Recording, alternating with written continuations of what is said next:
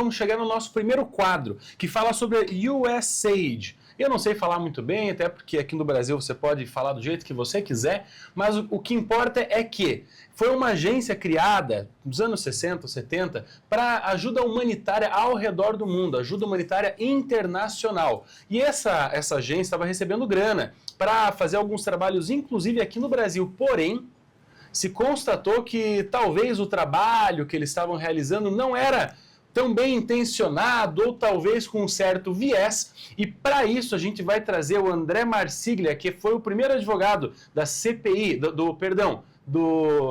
das fake news, do inquérito das fake news, para comentar esse assunto com vocês. Bom dia a todos, meu nome é André Marsiglia e cumprimento o público da Beyond TV, é um prazer estar aqui com vocês.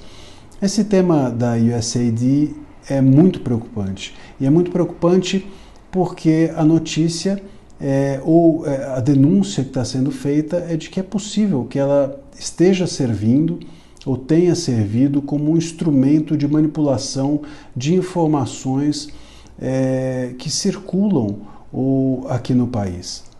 Ou seja, é possível que as informações de ONGs, de agências de checagem, até de modelos de checagem, de universidades, informações, pesquisas, estejam sendo alimentadas por esse organismo com determinada finalidade político-ideológica. E isso é muito grave, porque esse ecossistema brasileiro de ONGs, agências de checagem, universidades, hoje são responsáveis por alimentar as informações que chegam às cortes brasileiras. A Suprema Corte, inclusive, que tem protagonizado nos últimos 6 anos, a partir de 2019, com o advento dos inquéritos das fake news, protagonizado o controle da liberdade de expressão e da liberdade de expressão política, sobretudo, no Brasil.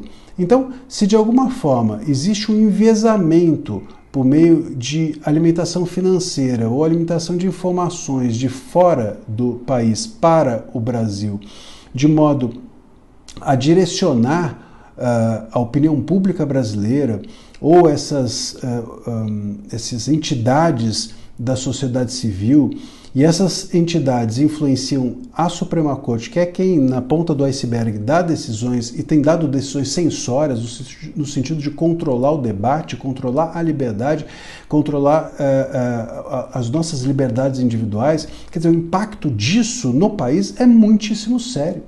De alguma forma, isso sim, e não a presença do X, como foi dito aqui no Brasil, não a presença dele sem um representante legal, isso não feria soberania nacional nenhuma, mas se nós estamos tendo as nossas cortes, inclusive, ou um ecossistema brasileiro que alimenta até mesmo de informação a mídia e as cortes, viciado ou enviesado, seja com qual finalidade, isso sim nos atinge a soberania e é extremamente grave. A liberdade de expressão no país está cada vez mais sufocada pelo judiciário, né? A liberdade de expressão política também é cada vez mais sufocada pelas decisões do judiciário. E se as decisões do judiciário têm sido alimentadas por informações que circulam na opinião pública e que são, de alguma forma, enviesadas por organismos internacionais com uma finalidade que não seja a do debate ou com injeção financeira para que se obtenha determinado fim, nós temos a nossa soberania, a soberania das informações, da opinião pública, do debate viciado.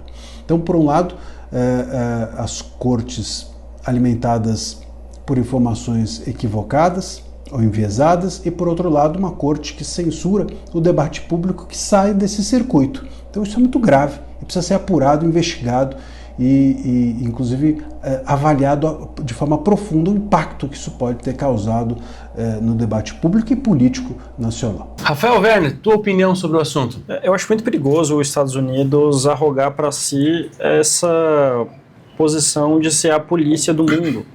Eu sempre tenho uma opinião favorável a que a gente tenha decisões tomadas no âmbito mais local possível, e toda essa agência dos Estados Unidos investigando os países, agindo no deep state, influenciando as decisões políticas, vai contra uma coisa que a gente acredita, né, que é o princípio de subsidiariedade, que é a nossa, fugiu a palavra. Determinação? Autodeterminação dos povos, né? E todo esse movimento, né, de criar um governo global que interfere nas localidades, eu acho muito perigoso para os países, também para as liberdades. Vale a pena comentar que o Elon Musk, ele chamou a USAID de organização criminosa Trump. Ele confirmou que ele pretende fechar a agência e a oposição aqui no Brasil está trabalhando para abrir a CPI da interferência do dinheiro duto que eles estão chamando.